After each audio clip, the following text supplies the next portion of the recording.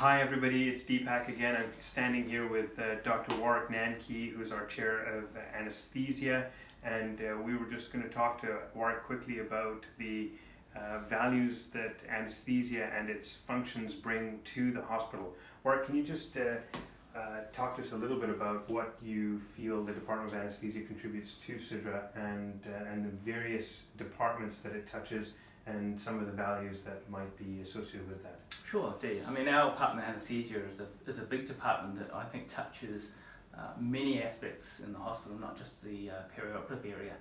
Our focus, of course, is on perioperative care, and we see it as our job to support the patient and their families right through the perioperative experience, from assessment of the patient, our treatment and management within the operating room environment, and then post-operative care, PACU, and then further on to the ward environment.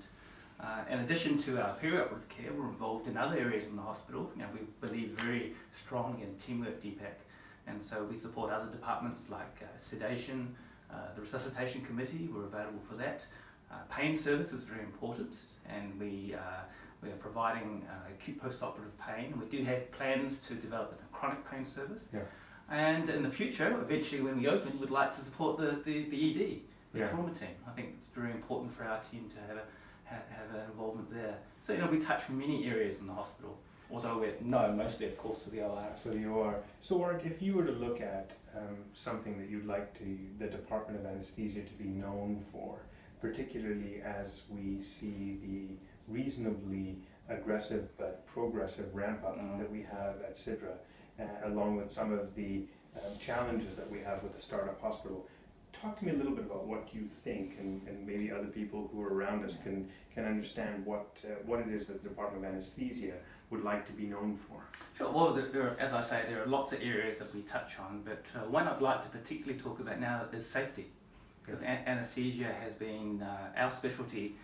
Not only here but around the world, has been well known for leading the move towards safety.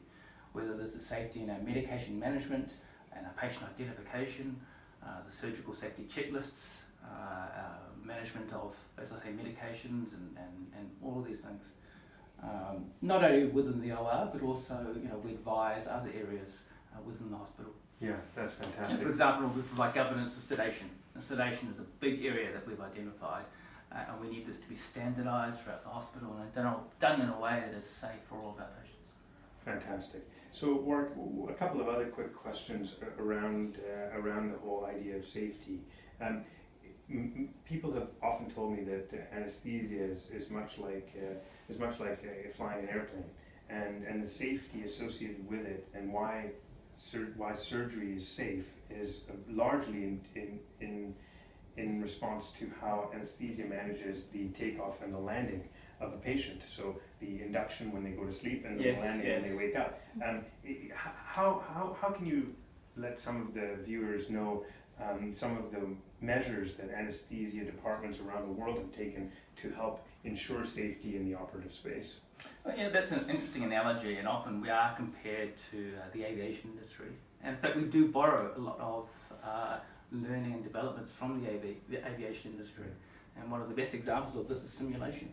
And so we've adopted a lot of the simulations, the checklists that the pilots use, the same sort of culture of checking and rechecking. I guess you could say that inducing a patient is a little bit like the airplane taking off.